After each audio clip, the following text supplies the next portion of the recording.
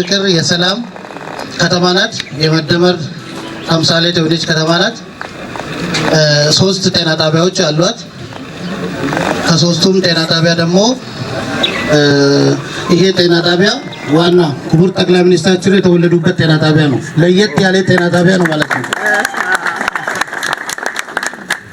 መወለድ ብቻ ሳይሆን ፕሮቶኮል ተሞልቶ መዝገብ ላይ ያለው በስንት ዓመተ ምህረት የት ጋር በስንት ቀን በስንት ሰዓት እንደተወለዱ ሁሉ ተመዝግቦ ያለበትና ታሪካዊ ጤና ጣቢያ ነው ማለት ነው። ዛሬ ለመጎብኘት እድል አግኝታችሁ ወደዚህ መጣችሁ ጋር ተሳላችሁ። ይህም ብዬ ባለሙያዎቹ ማንሳት ያለባቸውን ነገር ያነሱና አጠር አድርጎ